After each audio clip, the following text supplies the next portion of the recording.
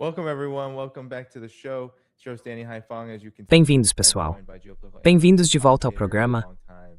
Eu sou Danny Haifong. Como vocês podem ver, estou aqui com o analista e comentarista geopolítico e também um grande amigo do programa, KJ Tainhou. KJ, bom te ver de novo. Bom te ver também, Dani. Isso aí, gente. Já deixem um like enquanto a gente começa mais uma hora do nosso Geopolitical Power Hour. Vamos começar com as notícias, KJ. Nas próximas 48 horas, é provável que aconteçam discussões e decisões sobre novos ataques ao Irã. O Trump já conversou com Netanyahu. Vai ter uma reunião com os assessores amanhã, terça-feira. E há também muitos relatos sobre grandes carregamentos indo para a região, que Israel diz fazer parte dos preparativos para esses novos ataques. A mídia israelense vem pedindo isso e falando sobre isso já faz um tempo.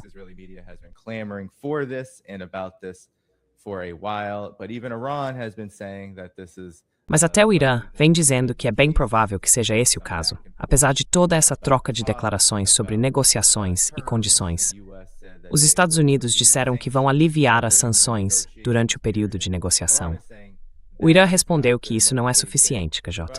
Mas eu queria saber o que você pensa sobre isso. Também tem o fato de que o Irã não está recuando diante das ameaças de Trump. Ele continua ameaçando o Irã, inclusive nas redes sociais. Parece até que ele sugeriu uma invasão quando postou no Truth Social uma imagem em que o Irã estava sendo praticamente invadido por todos os lados. Ele costuma ser criativo, ou nem tanto, com o uso de inteligência artificial no Truth Social. Mas o Irã não tem recuado. E eu queria saber qual é a sua visão sobre essa situação. Tem muita coisa envolvida aqui. Mas qual é a sua avaliação, Kaita?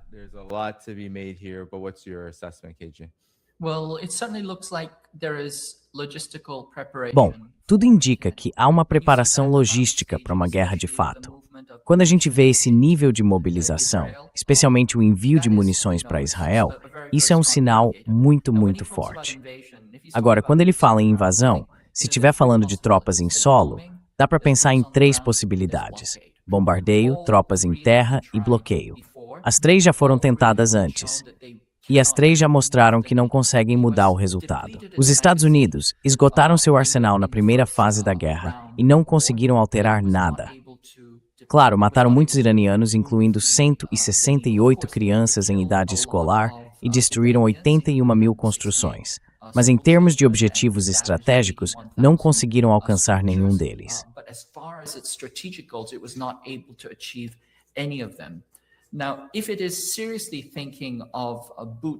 Agora, se estiver realmente pensando em colocar tropas em solo, a gente precisa considerar que há provavelmente pelo menos 200 mil membros da Guarda Revolucionária, mais 300 mil reservistas e mais 300 mil ou mais soldados do exército regular iraniano. Estamos falando de uma força de quase 1 milhão de pessoas. E para invadir, seria preciso mobilizar ou preparar um exército de 3 a 4 milhões de soldados. Os Estados Unidos teriam que posicionar e preparar tudo isso, o que simplesmente não é viável. Então, o que fariam em vez disso? Como eu disse, seria bombardeio, bloqueio ou tropas em solo. Colocar tropas em solo, em qualquer escala significativa, não vai ser possível. Agora, operações especiais, ou seja, uma guerra suja, são bem possíveis. Ataques pontuais, de pequena escala, também são muito prováveis. Eles poderiam até retomar os bombardeios, que já se mostrou algo que não funciona. E há basicamente 6 razões para isso.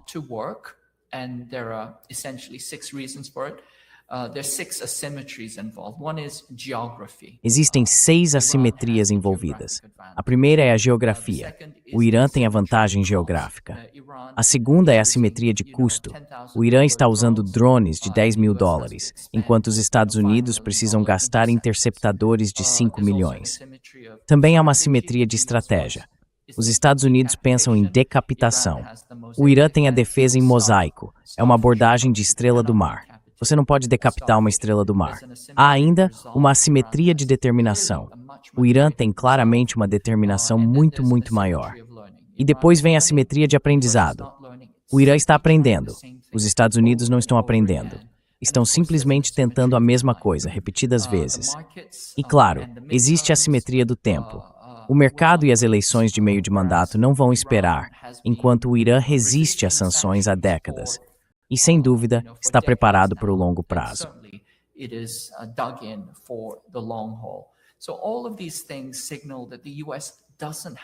Então, tudo isso mostra que os Estados Unidos não têm muita coisa a seu favor nesse momento. Se tivessem, já teriam agido. Então, o que a gente realmente precisa pensar é: será que os Estados Unidos estão considerando o uso de armas nucleares? O Elbridge Colby tem sido um grande defensor do uso de armas nucleares.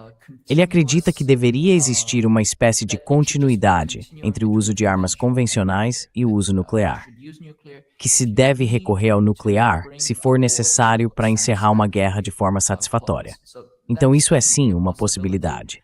E a linguagem que o Trump tem usado, falando em termos de uma civilização vai morrer, e esse tipo de discurso extremo, faz a gente se perguntar se as armas nucleares estão de alguma forma sendo consideradas. Esse é o ponto mais perigoso que a gente enfrenta agora. E tomara que prevaleçam as mentes mais sensatas.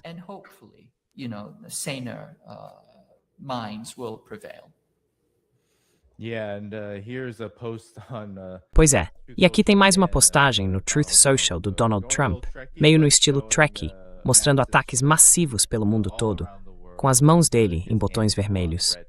Isso deixou muita gente observando, um pouco nervosa, sobre quais seriam as intenções dos Estados Unidos. O que reforça o seu ponto, KJ, sobre o risco de uma guerra nuclear. Toda essa agitação, mesmo que agora não leve a nada concreto, mostra claramente um certo modo de pensar. Mas eu quero te fazer uma pergunta sobre isso.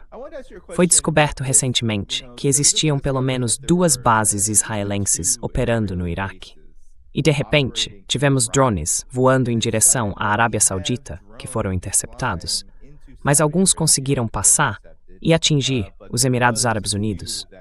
E eu vou mostrar aqui o que o Centro de Gerenciamento de Resposta a Desastres dos Emirados Árabes disse sobre o caso.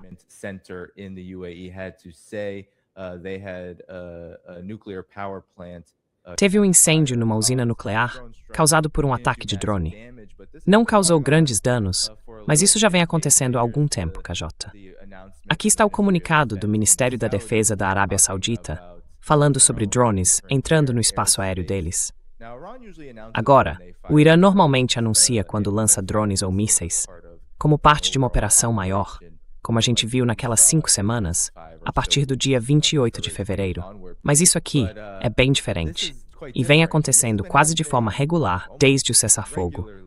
O que você acha disso? Porque parece que, claro, essa guerra envolve muito mais atores do que só o Irã e os Estados Unidos.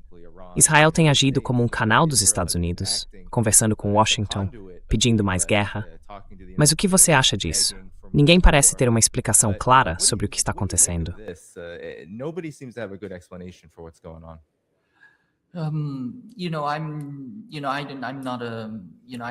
Olha, eu não tenho nenhuma informação interna sobre o que está acontecendo, mas é claro que Israel quer acelerar e continuar a guerra. E também pode estar usando ataques de bandeira falsa para atrair outros países ainda mais para esse atoleiro. Então, ataques à Arábia Saudita, ao Catar, ao Bahrein, aos Emirados Árabes Unidos. A gente precisa se perguntar, aqueles ataques que ninguém assumiu, será que tem relação com operações de bandeira falsa de Israel? Outra pergunta que dá para fazer é a seguinte: navios petroleiros coreanos foram atingidos no Golfo de Omã ou no Golfo Pérsico?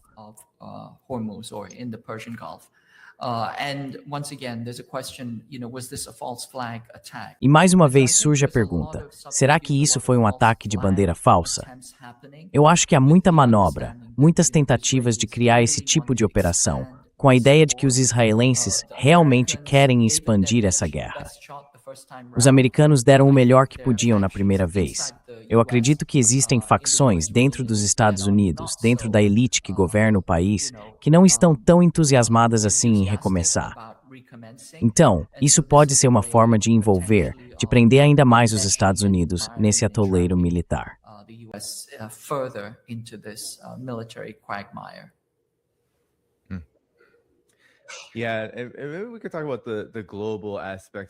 Sim, a gente pode falar agora sobre os aspectos globais disso. Porque, sabe, parece que estamos num impasse em que o Irã não recua e os Estados Unidos também não recuam. Ninguém está cedendo. E mesmo quando há alguma concessão, o Irã não tem motivo para confiar. Mas aí vem essa realidade que parece estar se aproximando. Talvez nem tão devagar assim. O jornal Financial Times publicou que há um ponto de virada na crise global de energia, em que quase 80 países estão adotando medidas de emergência porque os estoques de petróleo estão ficando baixos.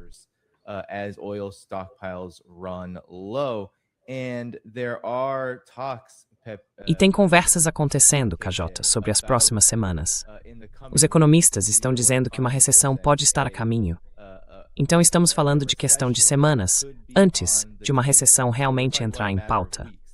Muita gente acha que ela na verdade já chegou, por causa do aumento astronômico dos preços e do custo de vida. Mas o que você pensa sobre isso e sobre o impacto que isso pode ter no cenário global mais amplo? Porque, com certeza, isso não se limita ao Irã, aos Estados Unidos e a Israel.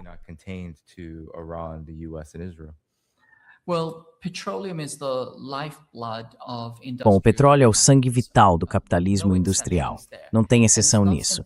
E ele não é só combustível, como gás natural, diesel, querosene de aviação ou GNL. Ele também é a matéria-prima de toda a cadeia global de suprimentos. Por exemplo, a nafta é um derivado do petróleo e é a base para fabricar a maioria dos plásticos, dos fios elétricos, da borracha, da tinta, praticamente de tudo. Agora mesmo, tem uma empresa japonesa que anunciou que vai parar de imprimir embalagens coloridas porque está enfrentando falta de tinta. Na Coreia, onde eu estive, estava difícil até conseguir sacolas plásticas.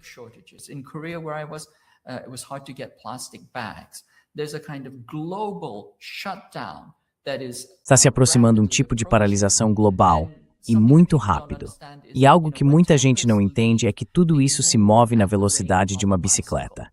Aqueles petroleiros que saíram antes do início da guerra já chegaram ao destino ou ainda estão no meio do oceano. A partir de agora vai haver uma paralisação total, com uma escassez que já chega a cerca de 1 bilhão de barris. Isso é catastrófico para a economia global. Ironicamente, os países que vão ser menos afetados são a China e os Estados Unidos. Mas quando a gente fala de matéria-prima e cadeias de suprimento industrial, os Estados Unidos vão sentir o impacto de forma bem significativa.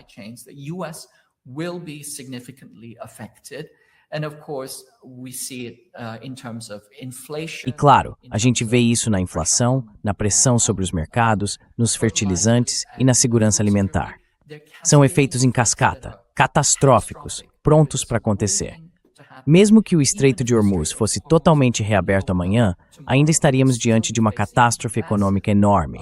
E se isso continuar, é basicamente como uma bomba nuclear econômica.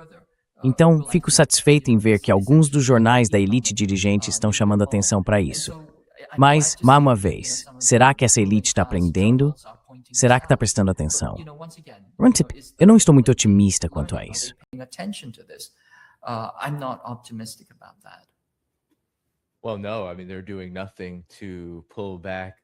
Bom, não. Quer dizer, eles não estão fazendo nada para conter a própria classe política, os seus tenentes que governam os Estados Unidos e outros lugares, e que continuam insistindo numa nova guerra.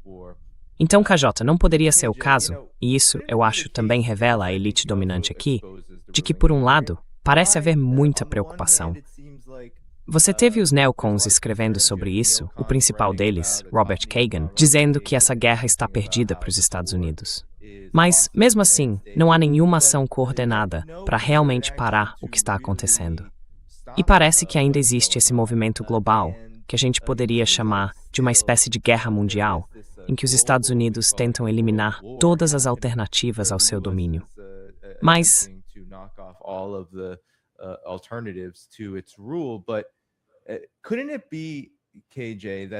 será que não pode ser, KJ, que essa situação aí, que a emissora estatal da República Islâmica do Irã divulgou, de que há 1.500 navios esperando autorização para cruzar o Estreito de Hormuz, você sabe, é muita embarcação ali. Será que não pode ser que se os Estados Unidos realmente quisessem encerrar isso, bastaria dizer, ok, esses navios podem obter permissão do Irã, e aí eles atravessariam o estreito, que ficaria na prática aberto? Porque é isso que o Irã está dizendo.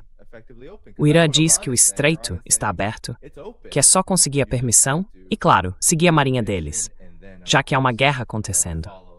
Mas será que não é simples assim? E por que a elite, que no fim das contas controla alguém como Donald Trump, não permite que isso aconteça?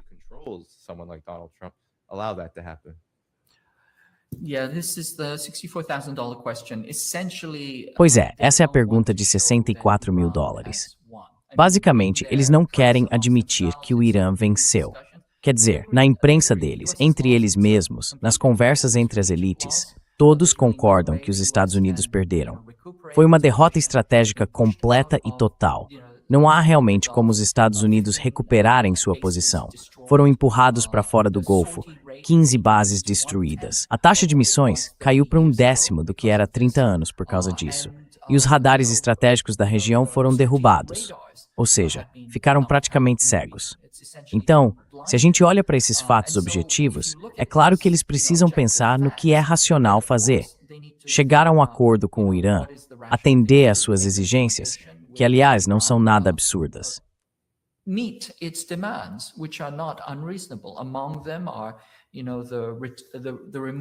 Entre essas condições estão a suspensão das sanções, garantias de segurança, reparações, liberação dos fundos que os Estados Unidos confiscaram e, claro, o controle do Estreito de Hormuz. Agora, mais uma vez, sem querer ser repetitivo, o Estreito de Hormuz metade dele fica dentro das águas territoriais do Irã, o que significa que o país pode permitir a passagem de trânsito ou a chamada passagem inocente. Mas também tem, especialmente em tempos de guerra, o direito de controlá-lo por motivos de segurança. O Irã já disse que cobraria uma taxa de $1 por barril de petróleo que passasse por lá, o que equivale a cerca de 2 centavos por galão no posto de gasolina. Então, o que você preferiria? Pagar 2 centavos a mais por galão no posto ou pagar $2 a mais, como as pessoas estão pagando agora?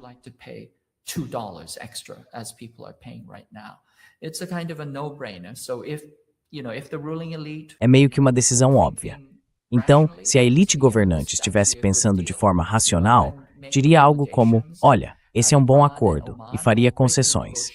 O Irã e Omã já estão em negociações para criar uma estrutura de controle do estreito.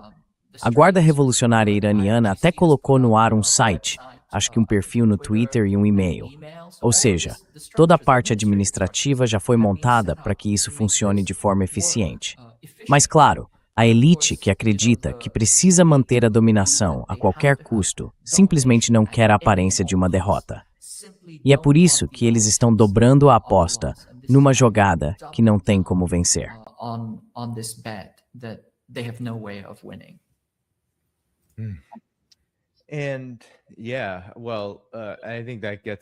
Pois é, eu acho que isso leva a um ponto mais amplo que a gente pode discutir. Existe uma percepção agora de que os Estados Unidos estão realmente concentrando esforços no Estreito de Hormuz, tentando pressionar o Irã, mas também mantendo, na prática, uma espécie de bloqueio. E isso acontece porque a alta dos preços do petróleo e o aumento dos custos acabam beneficiando as grandes petroleiras e os financiadores que a sustentam em Wall Street. Mas quais seriam os limites disso, KJ? Porque parece haver muitos limites, especialmente quando a gente fala de uma possível recessão se aproximando. Quais poderiam ser esses limites, principalmente no cenário global, de tentar, e isso é bem plausível considerando quem é Donald Trump, simplesmente inflar os lucros o máximo possível, o mais rápido possível, dessas grandes empresas de petróleo e de gás natural liquefeito, enquanto a economia mundial como um todo começa a superaquecer desse jeito?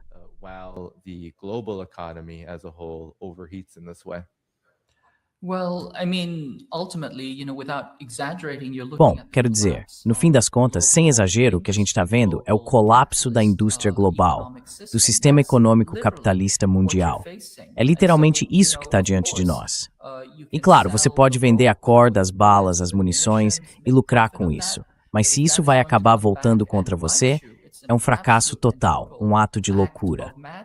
Só que, de novo, eles não parecem pensar dessa forma. Parte do problema, na minha opinião, é que, por exemplo, os negociadores com o Irã são basicamente corretores de imóveis. E quem trabalha com imóveis não entende de cadeias de suprimentos. O sistema econômico moderno é uma cadeia de suprimentos complexa e extremamente interligada. Vast and intricate and complex supply chains. For example, a single car has 30,000 components. Por exemplo, um único carro tem cerca de 30 mil componentes. Um único jato tem 300, 400, 500 mil componentes. Tudo isso vem de várias partes do mundo. Em algum ponto desse processo, a matéria-prima envolve petróleo. E é importante entender que não dá para atacar ou tentar lucrar com uma parte dessa economia, se isso faz desabar toda a estrutura. Agora, o problema é que corretores de imóveis não lidam com cadeias de suprimentos. Imóveis, basicamente terra, não têm cadeia de suprimentos. Então eu acho que eles não estão entendendo isso. Essa ideia de bloquear o bloqueio, ou achar que podem ter lucros rápidos porque o preço do petróleo está subindo, na minha opinião, é um ato de completa e total loucura. In my opinion, a complete and total act of madness. Yeah, indeed. And despite all this act of madness, Sim, sim, exatamente. E apesar de toda essa loucura, o governo Trump e os Estados Unidos parecem estar tentando fazer um grande esforço de controle de danos. A gente viu isso nessa viagem recente à China. No começo, o Marco Rubio e outros do governo disseram, e até o Mike Waltz, não sei se você viu isso, o Mike Waltz disse algo como: fizemos a China ceder em relação ao Irã.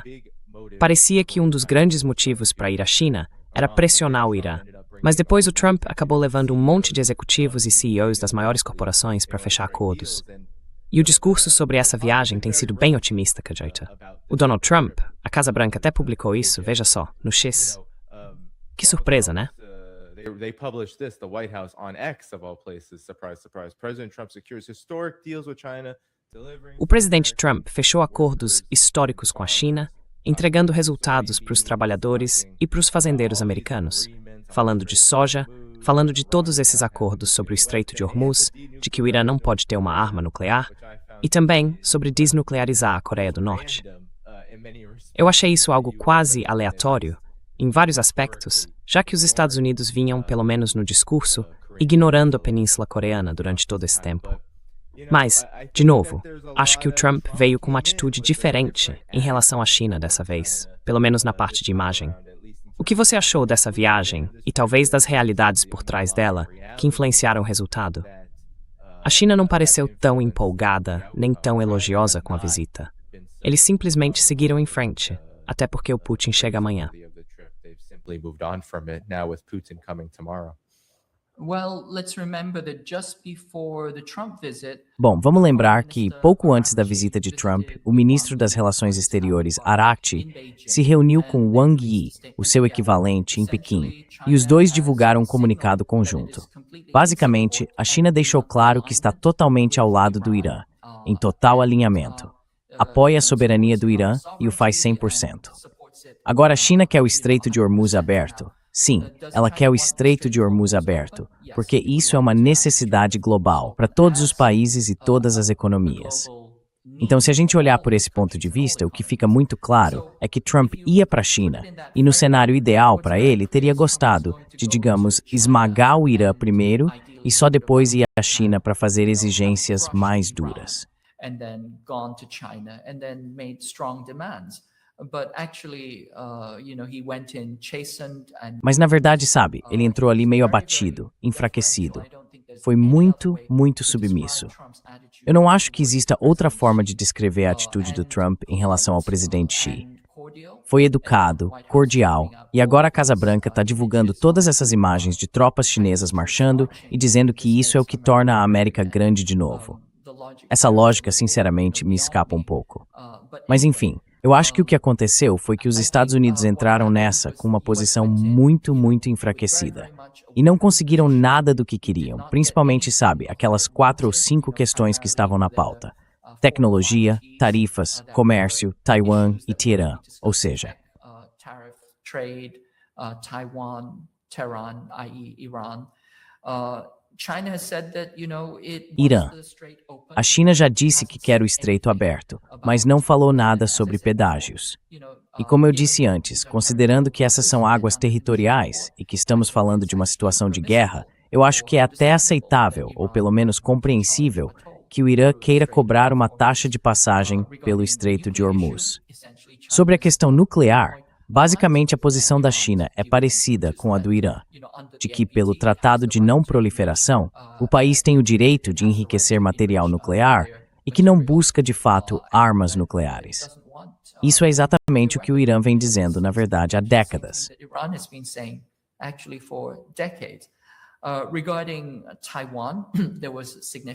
Sobre Taiwan, houve uma divergência importante. Logo antes da reunião, basicamente, a China mandou um recado para os Estados Unidos. Se vocês errarem em relação a Taiwan, a gente vai entrar em conflito. E esse conflito pode ser muito, muito ruim para o mundo inteiro. Então vocês precisam pensar com muito, muito cuidado sobre a posição de vocês em relação a Taiwan. O Trump parece não querer se comprometer, diferente dos neoconservadores, que gostariam que ele eliminasse toda ambiguidade estratégica.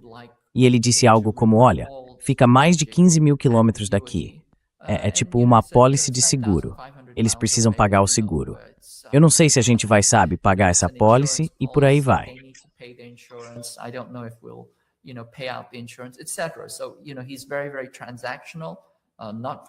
Então veja, ele é uma pessoa muito, muito voltada para transações, não tem um compromisso real, digamos assim, com o apoio aos separatistas em Taiwan. E isso está deixando os separatistas bem insatisfeitos. Ao mesmo tempo, a gente sabe que foram vendidos, o quê? Uns 13 bilhões de dólares em armas recentemente, no ano passado. E isso é além de outros 20 ou 30 bilhões que ainda estão pendentes, porque estão no processo de entrega. Então, é um jogo duplo. No fim das contas, o que acontece é que a elite governante ainda quer uma guerra com a China. O Irã, na verdade, foi só uma distração.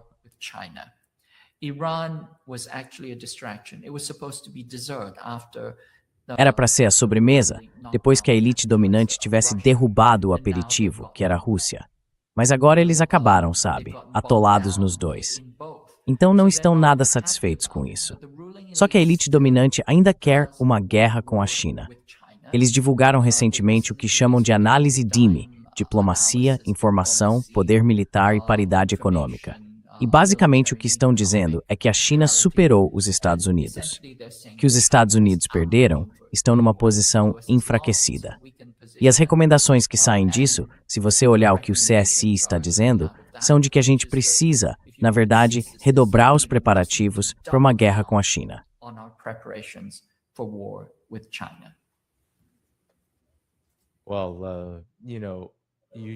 Olha, você disse que o Irã é uma distração, e é mesmo. Uma que acabou prendendo os Estados Unidos, especialmente o próprio Donald Trump. Eu vou mostrar aqui uma postagem que ele publicou hoje. Quero destacar só uma parte, porque todo mundo está focando no discurso sobre rendição. Ele está muito irritado com a forma como a mídia ocidental, tradicional, a mídia corporativa, está falando da guerra contra o Irã, dizendo que é uma guerra perdida, que não está indo bem. Então, enquanto ele desabafa sobre isso, ele diz que, mesmo que o Irã se rendesse e levantasse a bandeira branca, todos esses veículos ainda diriam que o Irã teve uma vitória brilhante e impressionante. Mas eu não sei se você chegou a ver isso.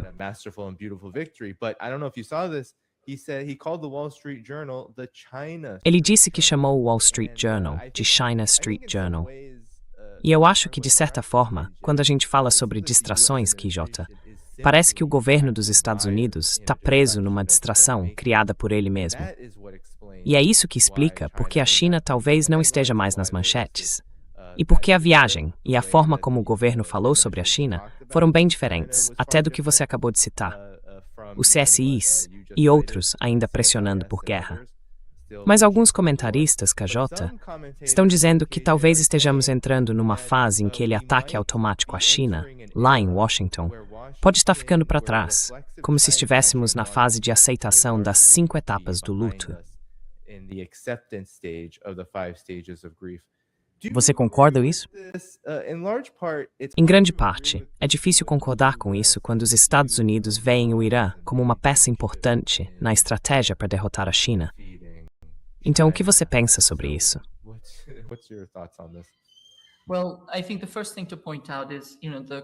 Olha, eu acho que a primeira coisa a destacar é que as 5 fases de Kübler-Ross, na verdade, não são lineares. Então dá para esperar mais negação mais raiva, mais barganha, mais súplica e assim por diante, indo e voltando. Acho que ainda vamos passar por muitos ciclos disso.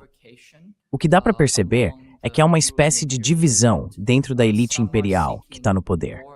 Alguns estão buscando mais acomodação, e aí fica a dúvida se isso é algo genuíno ou se é só uma forma de ganhar tempo, calculando racionalmente que vão precisar de mais 3, 5 ou até 10 anos para se preparar de forma adequada para uma guerra contra a China. Ou quem sabe se realmente tiveram uma mudança de coração. Ou seja, se o carnívoro virou vegetariano de verdade. Isso ainda vai se revelar. Mas ainda existe um núcleo duro, e esse núcleo é bipartidário, formado por falcões. Então, a governo inteira gira em torno de atacar e acelerar o caminho para uma guerra contra a China.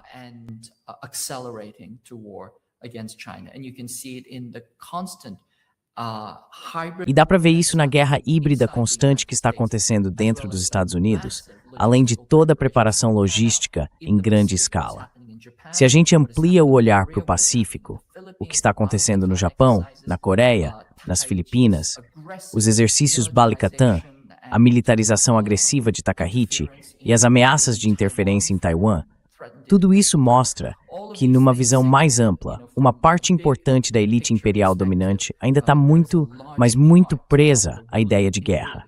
Então eu acho que ainda é cedo para dizer qualquer coisa. Com certeza, eu não abriria, digamos, o bom champanhe achando que tudo acabou. I wouldn't take out the good champagne and think that it's over. Yeah, and É, in large part there's é. also a lot of games. E em grande parte tem também muito jogo político acontecendo. Não sei se você viu o que disse o chamado representante de Taiwan, nem sei bem como chamar essa pessoa. Eles dizem Ministério das Relações Exteriores, mas isso na prática nem existe. Acho que seria algo como um representante externo ou algo assim. Essa pessoa disse que Taiwan já é um país independente, KJ, então nada do que se fala realmente importa. E que os separatistas afirmaram que as armas dos Estados Unidos enviadas para Taiwan são o principal fator que impede uma guerra com a China.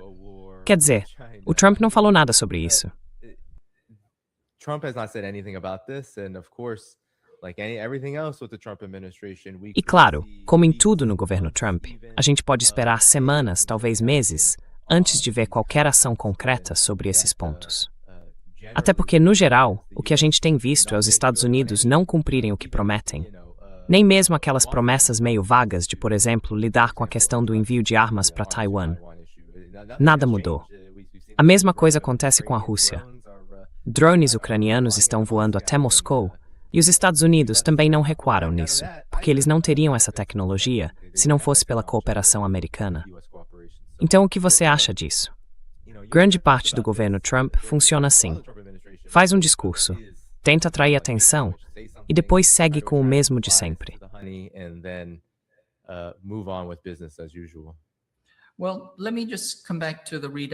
Bom, deixa eu voltar para os comunicados e depois eu falo sobre Taiwan. Olha, mais uma vez, se a gente olhar os comunicados, não tem nada sobre terras raras, que na verdade era um ponto central do que muita gente esperava que o Trump fosse levantar. Isso aconteceu porque o Scott Bessent se reuniu com o colega dele em Seul e também com o representante chinês lá em Seul, tentando fazer pressão em torno das terras raras. E a gente acha que essas conversas não deram em nada.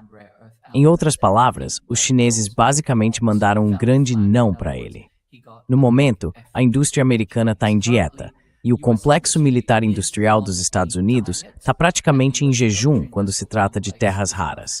Então, no fim das contas, é só uma questão de tempo, até que, bom, o fornecimento acabe de vez.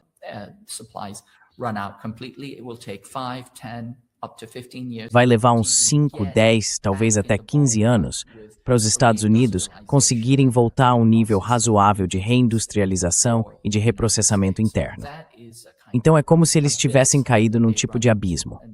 E eu acho que isso ajuda a explicar um pouco daquela certa polidez em relação à China que a gente viu na dinâmica entre o presidente Trump e o presidente Xi. Mas voltando ao ponto, se a gente olha para a história mais ampla das relações entre os Estados Unidos e a China, dá para dizer que existem 3 ou 4 fases. Antes de 1949, era basicamente uma relação colonial ou paracolonial. Os Estados Unidos, na prática, vendiam e traficavam drogas para dentro da China e tentavam colonizar o país.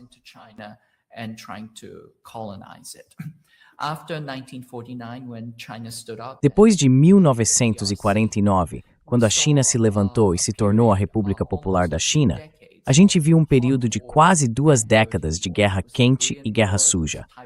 Foi a Guerra da Coreia, foi Taiwan, foi Myanmar, e depois isso evoluiu para guerras sujas no Tibete e nas fronteiras de Myanmar. E toda a guerra do Vietnã e do Sudeste Asiático foi, na verdade, uma guerra por procuração contra a China.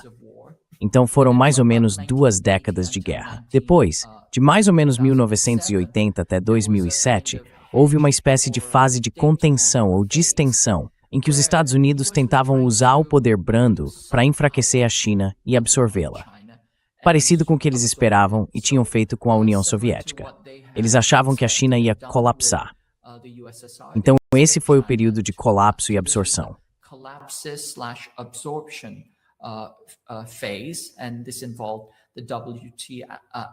E isso envolveu a entrada na OMC e depois a enorme superexploração do trabalho chinês para gerar superlucros para os Estados Unidos, enquanto eles continuavam a subverter e minar o país.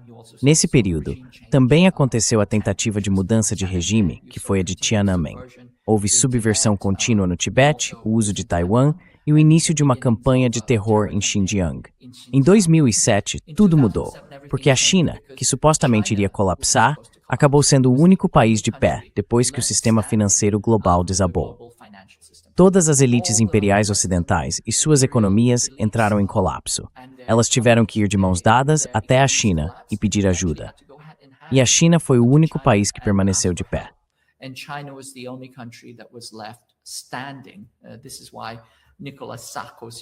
É por isso que Nicolas Sarkozy, sabe, um conservador de extrema-direita, disse: laissez-faire acabou, o capitalismo acabou, já era. E a China foi a única que ficou de pé.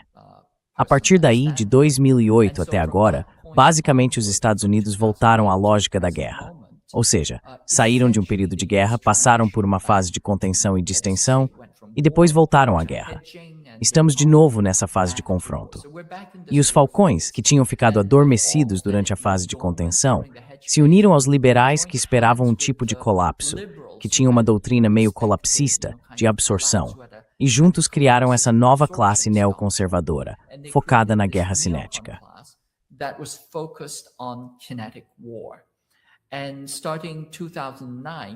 E a partir de 2009, eles elaboraram um plano de guerra, que eu já mencionei antes. Chamava-se Batalha Armar, junto com os documentos estratégicos, os orçamentos, a guerra econômica, o Acordo Transpacífico e também a guerra de informação. Eles reconfiguraram as Forças Armadas dos Estados Unidos para uma guerra com a China.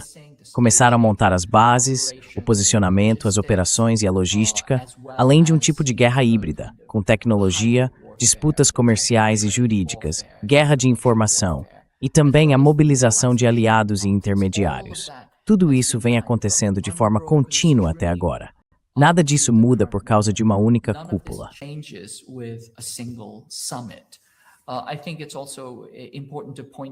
Eu acho que também é importante destacar, na verdade é fundamental destacar, que a doutrina de guerra que os Estados Unidos lançaram contra o Irã é na verdade a mesma doutrina de guerra que eles planejaram para a China.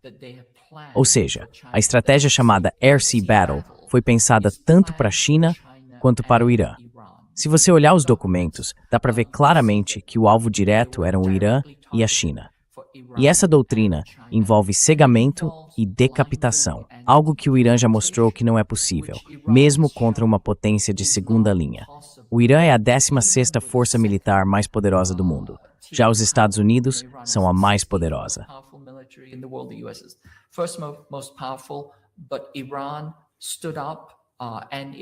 Mas o Irã resistiu e acabou enfrentando os Estados Unidos até praticamente um impasse. Então fica muito claro que a estratégia chamada Air Sea Battle, que vem da Air Land Battle, conhecida popularmente como choque e pavor, na verdade tem origem na doutrina militar israelense da Guerra do Yom Kippur. É aquela ideia de decapitação, de ataque surpresa, de traição, de golpe inesperado. Eles achavam que se desferissem esse golpe e eliminassem a liderança, venceriam. Só que o Irã estava preparado para isso, porque tem a estratégia de defesa em mosaico. Você não consegue decapitar uma estrela do mar. Ela simplesmente se transforma em várias. E o mesmo vale para a China. A China vem se preparando há décadas. And the same thing with China. China has been preparing for decades. So what is very, very clear is that if you O look que fica muito, muito claro é que se você olhar para tudo, sinais, doutrina, logística, se fizer todas as contas, se olhar para os fatos objetivos, dá para ver que os Estados Unidos não podem e não deveriam entrar em guerra com a China, porque simplesmente não há como vencer. E mesmo assim, continuam seguindo por esse caminho de loucura. O mais importante, como eu disse, é que dá para ver uma enorme escalada nos exercícios militares, mais recentemente nas Filipinas. Os exercícios Balikatan, o uso de aliados como o Japão e a Coreia do Sul, e claro, as Filipinas e Taiwan como novos procuradores, assim como a Ucrânia, que eles esperam usar para travar essa guerra. E também continua a escalada retórica, como eu mencionei, a guerra híbrida, incluindo a guerra de informação e essa demonização constante dos chineses dentro do próprio território dos Estados Unidos.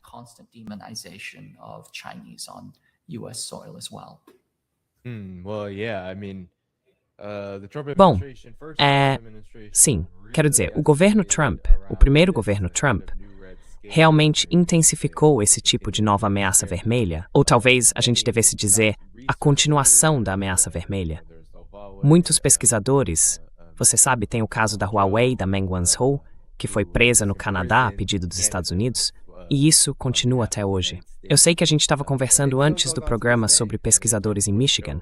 Eu recebi mensagens de pessoas que acabaram se envolvendo em processos simplesmente por serem chinesas, por serem professoras, por estarem em certas áreas. Existe uma campanha, até mesmo contra estudantes chineses que vêm para os Estados Unidos. Houve muitos casos durante o governo Trump, tanto agora quanto no anterior. This time around and the last Trump administration, and of course Biden doesn't get a pass. It was happening during Biden. E claro que o Biden não fica de fora. Isso também estava acontecendo durante o governo dele. Mas, de modo geral, o que a gente vê é uma política de assédio. E tudo isso vem dessa mesma visão de que a China continua sendo uma ameaça. E sobre o seu outro ponto, sobre os chamados proxies, olha o que os Estados Unidos estão fazendo agora com os Emirados Árabes Unidos. Os Emirados sempre foram um aliado, um representante dos Estados Unidos na região. Mas agora, o governo Trump se sente muito, muito à vontade para, com toda a região em chamas, colocar os Emirados na linha de frente como seu principal parceiro não israelense. O seu parceiro não israelense em ações de guerra que violam o direito internacional. Mas, QJ, você tem algum comentário sobre isso? Eu realmente acho que estamos diante de um cenário de guerra global em que todas essas peças estão conectadas. Elas não são separadas.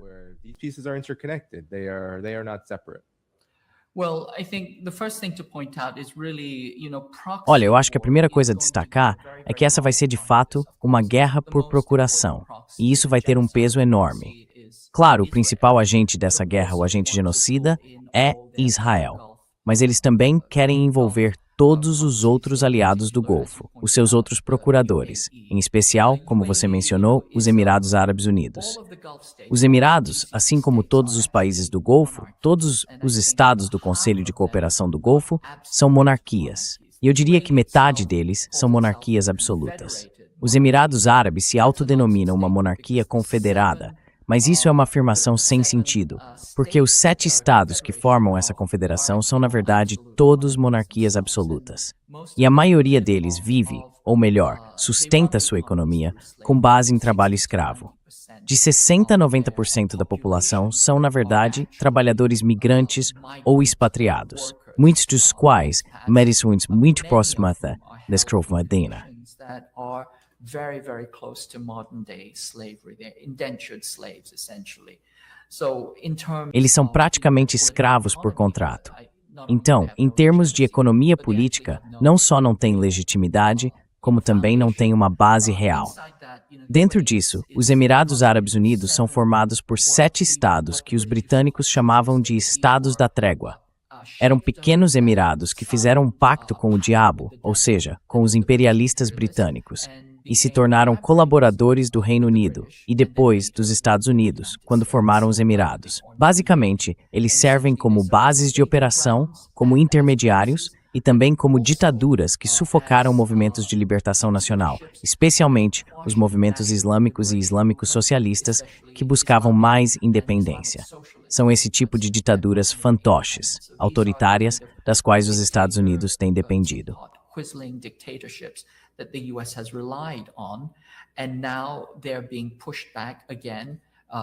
E agora eles estão sendo empurrados de novo para a linha de frente, como representantes numa guerra contra o Irã. Pelo que eu consigo ver, o Irã quer ter boas relações com todos eles. Mas alguns claramente são atores agressivos e traiçoeiros em relação ao Irã. Então acho que vamos ver como isso se desenrola. Mas eu espero uma expansão muito mais ampla, muito mais devastação em toda a costa do Golfo, nos países do Conselho de Cooperação do Golfo, se a guerra voltar a escalar. Sobre esse tipo de histeria anticomunista, essa caça às bruxas que está acontecendo, a gente está vivendo de novo um momento bem parecido com o macartismo dos anos 50. Voltamos exatamente para esse ponto. E agora, até criaram o termo pesquisar sendo chinês. Se você é um pesquisador chinês, já pode esperar que invadam seu laboratório e que você acabe sendo preso.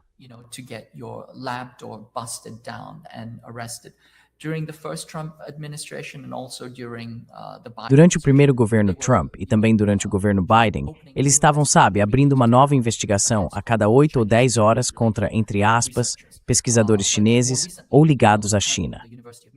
Mas mais recentemente, ao que tudo indica, a Universidade de Michigan parece ter sido um dos principais focos onde concentraram parte desse tipo de perseguição, esse medo do vermelho. E aí, vários estudantes chineses foram presos, interrogados, detidos e até deportados por erros menores de procedimento. Por exemplo, teve um pesquisador que foi acusado de trazer um fungo, o Fusarium graminearum.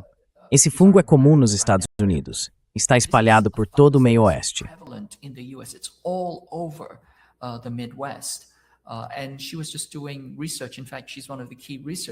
E ela estava só fazendo pesquisa. Na verdade, ela é uma das principais pesquisadoras tentando encontrar formas de prevenir isso.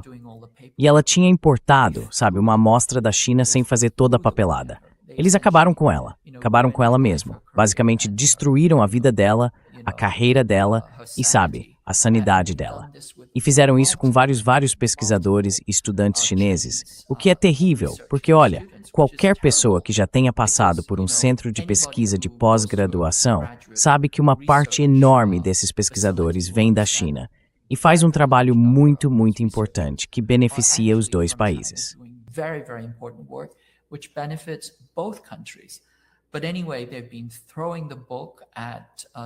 Enfim, eles têm sido implacáveis com esses pesquisadores. A Universidade de Michigan parece estar muito, mas muito satisfeita em colaborar e facilitar esse processo, sem perceber que a China já começou a reagir. Eles elaboraram leis de contra-sanções que dizem o seguinte: se você perseguir de forma arbitrária e excessiva os nossos interesses ou os nossos cidadãos, nós nos damos o direito de tomar contramedidas. Então, eu acho que a Universidade de Michigan está se metendo num confronto geoestratégico cujas dimensões e riscos ela não entende. Mas, de qualquer forma, ela continua muito orgulhosa dessa colaboração.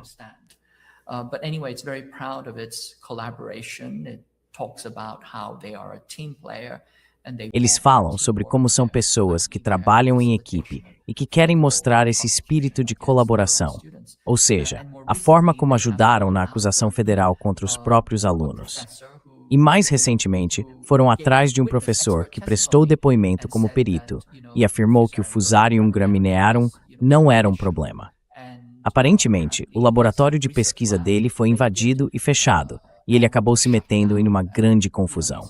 Eles também foram atrás de um pesquisador da Universidade de Michigan. Ele era engenheiro de computação e trabalhava com tecnologia avançada de chips. Pelo que se sabe, ele foi levado para um interrogatório e ficou profundamente abalado depois disso. Pouco tempo depois, aparentemente, ele cometeu suicídio, se é que foi suicídio.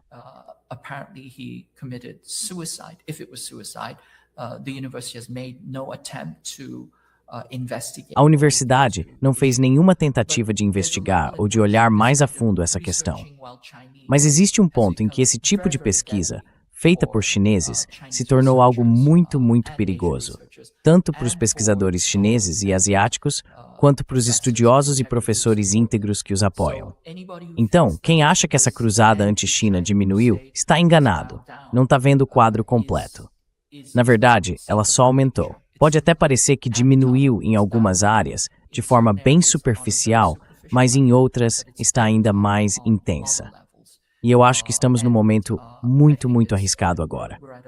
A gente também vê uma escalada nos países que funcionam como intermediários, por exemplo, na Coreia do Sul, e eu posso falar mais sobre isso se você quiser.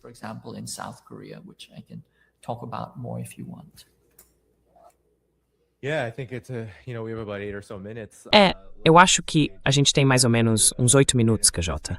Então, vamos entrar nesse assunto. Porque, sabe, no novo relatório divulgado pelo governo Trump, aquele que eu vi mais cedo, comemorando todas as conquistas da administração, uma das coisas que eles destacam é que China e Estados Unidos teriam concordado em desnuclearizar a Coreia do Norte, a República Popular Democrática da Coreia.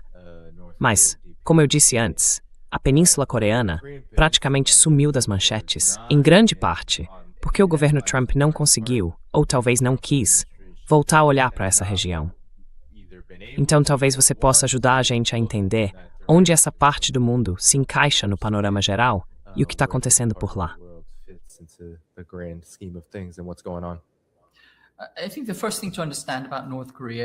Acho que a primeira coisa a entender sobre a Coreia do Norte é que a Coreia do Sul foi separada da Coreia do Norte. A Coreia foi dividida, assim como os Estados Unidos dividiram o Vietnã em Vietnã do Norte e Vietnã do Sul, porque queriam um aliado que pudessem usar dentro da sua estratégia. Se tivesse seguido seu próprio caminho, a Coreia do Sul e a Coreia do Norte, ou seja, a Coreia como um todo, teria continuado unificada, como foi por mais de 1.300 anos. Depois que a colonização japonesa terminou, em 1945, eles teriam criado um Estado socialista próprio e já estavam preparados para isso. Na verdade, eles chegaram a declarar isso na República Popular da Coreia, com milhares de comitês populares que formaram um governo que realmente funcionava. Os Estados Unidos entraram no Sul como um governo provisório, apenas para administrar a região.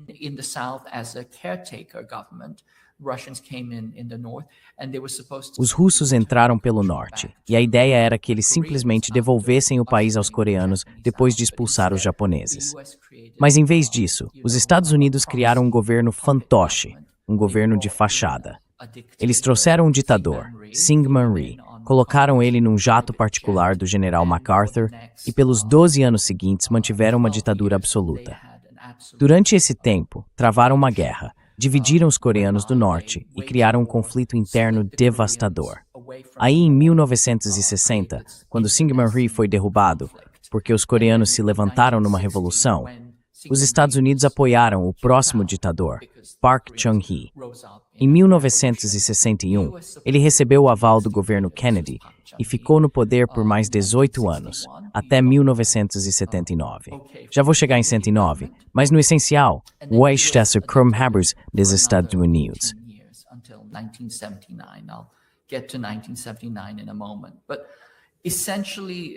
E uma colônia dos Estados Unidos, um tipo de procurador fantoche que os Estados Unidos usam para os seus próprios objetivos estratégicos. Por exemplo, toda vez que perdem uma guerra, mandam tropas coreanas para fazer o trabalho sujo militar, a limpeza depois da derrota. Na Guerra do Vietnã, quando os Estados Unidos estavam perdendo, enviaram tropas coreanas. Em 1972, o número de soldados coreanos chegou a ser o dobro do número de soldados americanos no Vietnã. No total, entre 320 e 340 mil coreanos serviram lá. Na Guerra do Iraque, na Guerra do Afeganistão, os coreanos também estavam lá, lado a lado com os americanos desde o começo. Então os Estados Unidos sempre usaram as tropas coreanas como bucha de canhão conveniente e como força militar substituta. E está muito claro que eles têm planos de usar a Coreia como um procurador, possivelmente numa guerra contra o Irã.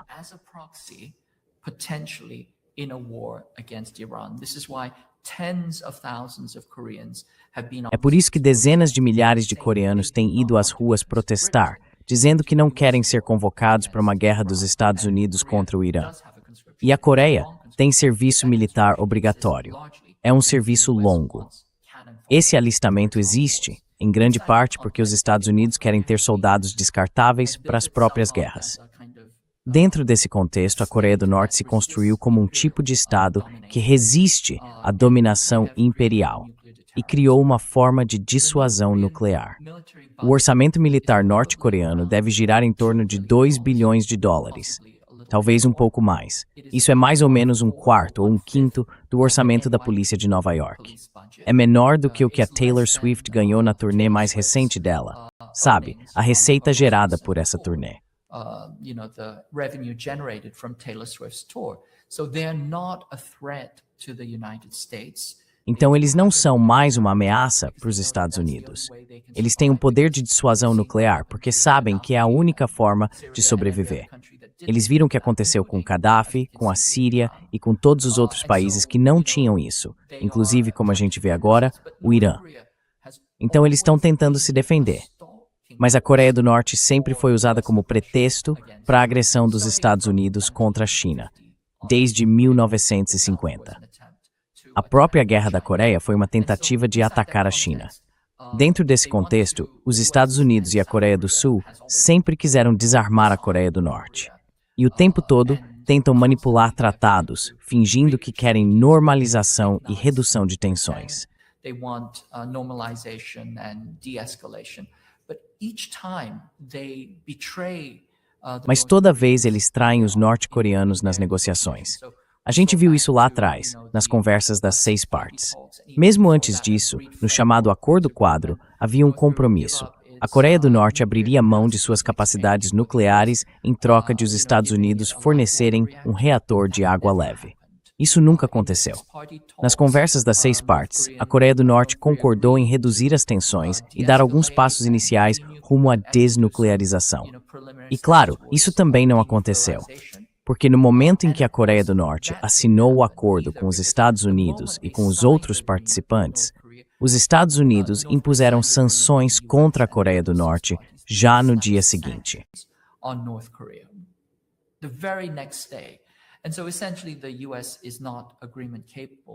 Então, basicamente, os Estados Unidos não são um país capaz de firmar acordos, pelo menos no que diz respeito à Coreia do Norte, e eu diria nem com o resto do mundo. Mas ainda existe essa ambição meio ilusória de que, de alguma forma, eles vão, entre aspas, desmilitarizar a Coreia do Norte e transformá-la em uma espécie de extensão da Coreia do Sul. Os norte-coreanos não aceitam isso. Eles já disseram que não buscam mais a reunificação com o Sul. Agora, se encontram como iguais no campo político e diplomático. Ao mesmo tempo, continuam extremamente, mas extremamente desconfiados.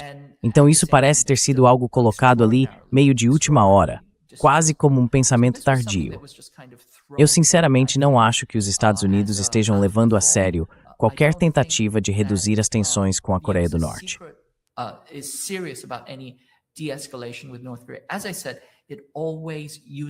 Como eu disse, eles sempre usam a Coreia do Norte como pretexto, como uma espécie de disfarce, para acelerar e aumentar a pressão estratégica e a escalada estratégica contra a China. Então isso nem chega a ser um ponto de partida sério, mas é sempre colocado na conversa, porque é um argumento que eles gostam de repetir. Atualmente, o presidente Lee Jae-myung não é muito receptivo aos planos dos Estados Unidos. O presidente anterior, Yoon Seok-yeol, era praticamente o Sr. American Pie. Chegou a cantar isso na Casa Branca. Ele era um representante total e completo dos interesses americanos. Pois é, eu lembro disso. E o Lee Jae-myung não aceita nada disso. O Yoon Seok-yeol foi afastado, literalmente sofreu impeachment e neste momento está preso. Esse tem sido um padrão recorrente na história entre os Estados Unidos e a Coreia.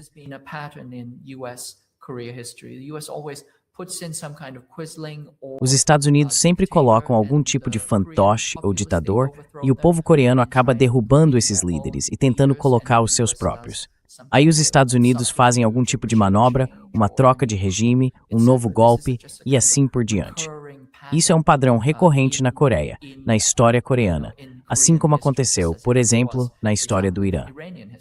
E agora, o Lee Jae-myung, por não ser muito maleável e parecer estar defendendo os interesses soberanos da Coreia do Sul, está sob forte pressão dos neoconservadores aliados dos Estados Unidos e também da classe neoconservadora aliada dentro da própria Coreia do Sul. Essa é a classe de fantoches que sempre colaborou, primeiro com os japoneses e depois com os americanos. E olha, justamente hoje ou ontem, porque a Coreia está um pouco à frente no fuso horário, surgiu um grande escândalo.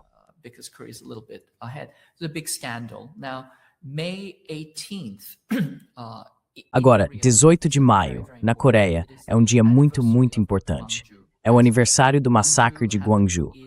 Gwangju aconteceu em 18 de maio de 1980 e basicamente foi um grande protesto civil contra os Estados Unidos por colocarem e apoiarem mais um ditador militar, depois que Park Chung-hee foi morto pelo próprio chefe de segurança. Em 1979, Park Chung-hee foi morto pelo próprio chefe de segurança e logo depois houve outro golpe militar. Um general chamado Chung Do-won tomou o poder e ele recebeu sinal verde dos Estados Unidos para isso. E então, em 1980, quando começaram os protestos contra o novo regime dele, os Estados Unidos deram sinal verde para um massacre. Ele mandou tanques e helicópteros de ataque e praticamente destruiu a cidade. Isso é uma ferida enorme, sabe? Que ainda dói profundamente na alma do povo coreano.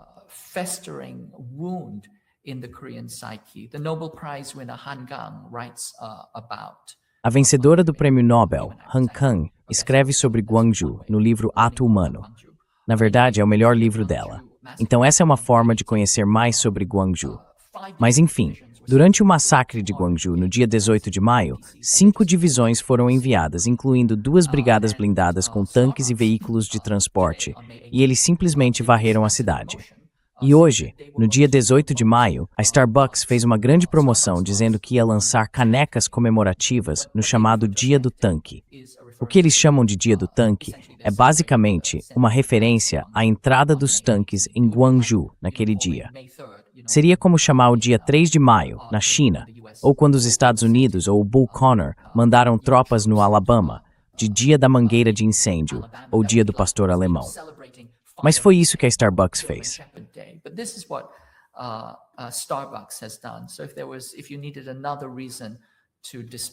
Então, se você precisava de mais um motivo para detestar a Starbucks, tá aí. Eles representam essa classe de extrema-direita, ultradireitista, colaboracionista, neoliberal e alinhada aos Estados Unidos, que zomba da opressão e dos massacres sofridos pelos coreanos. Pelo que parece, o CEO foi demitido por causa disso. Mas isso mostra bem o tipo de política tóxica, pró-americana e de extrema-direita que está em jogo na Coreia neste momento. Outra empresa coreana de direita, aliada aos Estados Unidos, que está tentando derrubar o governo, é a Coupang. A Coupang é tipo um serviço de entregas parecido com a Amazon. E parece que eles estão tentando fazer algo parecido com o que a United Fruit fez, só que agora com o governo sul-coreano. Basicamente dizem que a Coupang teve um vazamento de dados, tentou encobrir o caso e ainda vem abusando dos trabalhadores. E o governo coreano está tentando chegar ao fundo dessa história.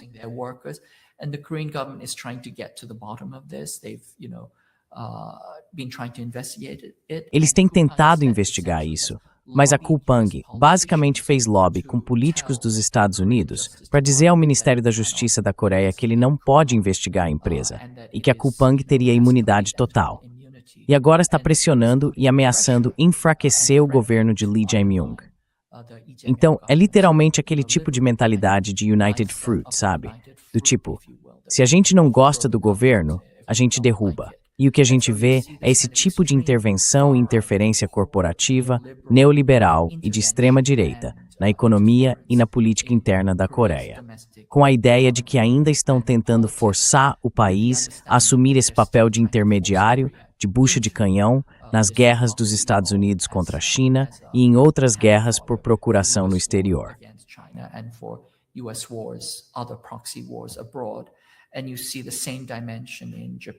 E você vê a mesma coisa acontecendo no Japão. O Japão é basicamente o exemplo máximo de um país submisso, um verdadeiro fantoche. Mas a Sanai Takaichi já disse que vai remilitarizar o Japão.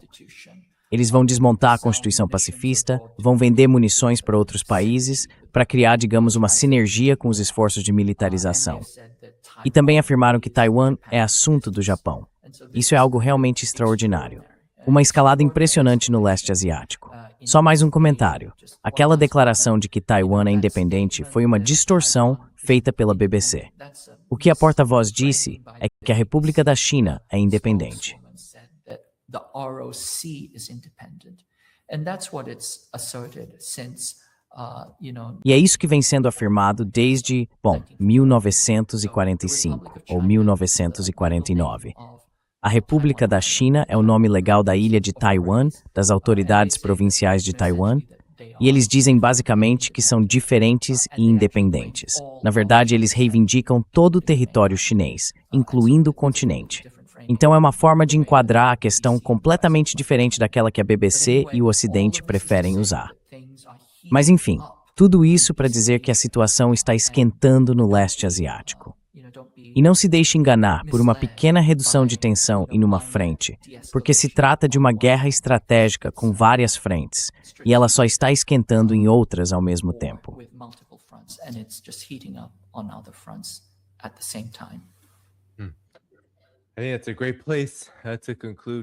Acho que é um ótimo ponto para encerrar, KJ. Detalhes incríveis aí. E claro, não esqueçam de deixar o like antes de a gente sair. Vou abrir aqui os comentários e os superchats para agradecer ao KJ e a mim também. Muito obrigado, Servant of the Most High, por esses 2 comentários e superchats. A gente agradece de verdade. Então, antes de mais nada, pessoal, quero lembrar todo mundo de deixar o like antes de ir embora. Vocês também podem apoiar o programa. Tem os links na descrição do vídeo. Patreon, Substack e muito mais. KJ, quer dizer alguma coisa antes de eu encerrar a transmissão? Olha, eu sei que vou parecer um disco riscado, mas sinceramente, a gente está numa situação perigosa.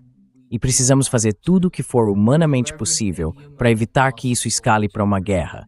Não só na Ásia Ocidental, mas também na Ásia Oriental e em qualquer outro lugar.